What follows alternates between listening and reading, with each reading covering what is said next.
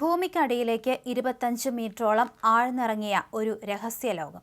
കേവലം ഒരു തുരങ്കമായിരുന്നില്ല അത്, മറിച്ച് അതിസമ്പൂർണമായ ഒരു ഡ്രോൺ ഫാക്ടറിയും വിക്ഷേപണ കേന്ദ്രവും. ഇസ്രായേൽ സൈന്യം കണ്ടെത്തിയ ഈ ഭൂഗർഭ ഡ്രോൺ കൊട്ടാരം ലോകത്തെ ഞെട്ടിച്ചിരിക്കുകയാണ്. ഇസ്രായേൽ അതിർത്തിയിൽ നിന്ന് വെറും 6 കിലോമീറ്റർ മാത്രമകലെ ഒരു സാധാരണ പള്ളിയുടെ പരിസരത്ത് ഒളിഞ്ഞിരുന്ന ഈ നിഗൂഢ അറ വർഷങ്ങളായി ഹിസ്ബുള്ളയുടെ രഹസ്യ നീക്കങ്ങളുടെ കേന്ദ്രമായിരുന്നു. ഇറാൻ നേരിട്ട് ധനസഹായവും സാങ്കേതിക സഹായവും നൽകി ഒരു പതിറ്റാണ്ടിലേറെയായി നിർമ്മിച്ച ഈ ഭൂഗർഭ സാമ്രാജ്യം ഇസ്രായേലിനെ ലക്ഷ്യമിട്ടുള്ള ഡ്രോണുകളുടെ പ്രധാന താവളമായിരുന്നുവെന്ന് ഇസ്രായേൽ സൈന്യം വ്യക്തമാക്കുന്നു. കമാൻഡോകൾ ഉള്ളിലെത്തിയപ്പോൾ ഞെട്ടിക്കുന്ന കാഴ്ചയാണ് കണ്ടത്. സ്ഫോടക വസ്തുക്കൾ നിറച്ച 50ഓളം ഇറാൻ നിർമ്മിത ഡ്രോണുകൾ വിവിധ ഘട്ടങ്ങളിലായി കൂട്ടിയോജിപ്പിക്കാൻ തയ്യാറായി കിടക്കുന്നു. അതുകൂടാതെ 8 ടണ്ണിലധികം വരുന്ന അത്യാധുനിക മൈനുകളും ബോംബുകളും മറ്റ് സ്ഫോടക വസ്തുക്കളും തുരങ്കത്തിലെ രഹസ്യ അറകളിൽ നിന്ന് കണ്ടെത്തി. ഒരു സാധാരണ ടണലിനുമപ്പുറം വാഹനങ്ങൾക്ക് പോലും സുഗമമായി കടന്നുപോകാൻ തക്ക വീതിയുള്ള ഇരുമ്പ് വാതിലുകൾ കൊണ്ട് സംരക്ഷിക്കപ്പെട്ട ഈ ബങ്കർ ഉന്നത സാങ്കേതിക വിദ്യ ഉപയോഗിച്ചാണ് നിർമ്മിച്ചിരിക്കുന്നത്. ഇവിടെ നിന്ന് വിക്ഷേപിക്കുന്ന ഡ്രോണുകൾക്ക് 200 മുതൽ 500 കിലോമീറ്റർ വരെ പറക്കാൻ ശേഷിയുണ്ട്.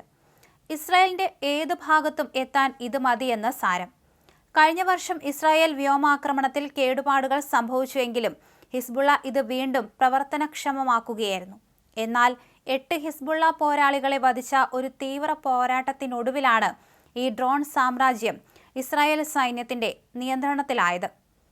അതേസമയം മാധ്യമപ്രവർത്തകരെ എത്തിച്ച് ദൃശ്യങ്ങൾ പകർത്തി ലോകത്തെ ഈ ഞെട്ടിക്കുന്ന കണ്ടെത്തൽ അറിയിച്ച് ഇസ്രായേൽ ഈ ഭൂഗർഭ ഫാക്ടറി പൂർണ്ണമായും തകർക്കാനാണ് തീരുമാനിച്ചിരിക്കുന്നത്.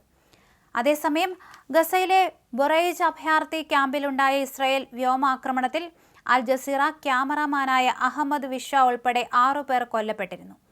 ശനിയാഴ്ച നടന്ന ഡ്രോൺ ആക്രമണത്തിൽ 2 കുട്ടികളും കൊല്ലപ്പെട്ടു എന്നാണ് റിപ്പോർട്ടുകൾ. അൽ ജസീറയുടെ മാധ്യമ സംഘത്തിൽ നിന്നും യുദ്ധത്തിനിടെ കൊല്ലപ്പെടുന്ന ഏറ്റവും ഒടുവിലത്തെ അംഗമാണ് അഹമ്മദ് വിശ്വ എന്ന് ചാനൽ ഔദ്യോഗികമായി അറിയിച്ചു. ആക്രമണത്തിന്റെ ഉത്തരവാദിത്തം ഇസ്രായേൽ സൈന്യം ഏറ്റെടുത്തെങ്കിലും അഹമ്മദ് വിശ്വ ഒരു ഹമാസ് ഭീകരനായിരുന്നുവെന്നാണ് ആരോപണം. അൽ ജസീറയിൽ ഫോട്ടോ ജേർണലിസ്റ്റായി ജോലി ചെയ്യുന്നതിനൊപ്പം വിഷ ഹമാസിന്റെ സൈനിക വിഭാഗത്തിൽ സ്നൈപ്പറായി പ്രവർത്തിച്ചിരുന്നതായും ഇസ്രായേൽ സൈനിക വക്താവ് അവകാശപ്പെട്ടു. എന്നാൽ ഈ ആരോപണങ്ങൾ ശരിവയ്ക്കുന്ന തെളിവുകളൊന്നും പുറത്തുവിടാൻ ഇസ്രായേൽ സൈന്യം ഇതുവരെ തയ്യാറായിട്ടില്ല. ഇസ്രായേൽ സൈന്യത്തിനെതിരെയുള്ള സ്നൈപ്പർ ആക്രമണങ്ങൾ ആസൂത്രണം ചെയ്യുന്നതിൽ വിഷ പങ്കാളിയായിരുന്നുവെന്നും സൈനികർക്ക് നേരിട്ടുള്ള ഭീഷണി ഒഴിവാക്കാനാണ് ഇത്തരമൊരു കൃത്യമായ ആക്രമണം നടത്തിയതെന്നുമാണ് ഇസ്രായേലിന്റെ നിലപാട്. അഹമ്മദ് വിശ്വക്ക് പുറമെ മറ്റ് 2 ഹമാസ് അംഗങ്ങളും ഈ ആക്രമണത്തിൽ കൊല്ലപ്പെട്ടതായി ഇസ്രായേൽ സൈന്യം അവകാശപ്പെടുന്നു. എന്നാൽ നിരായുധരായ മാധ്യമപ്രവർത്തകർക്ക് നേരെ നടക്കുന്ന ആക്രമണങ്ങളെ വെള്ളപൂശാനുള്ള ശ്രമമാണിതെന്ന് വ്യാപകമായ വിമർശനം ഉയരുന്നുണ്ട്.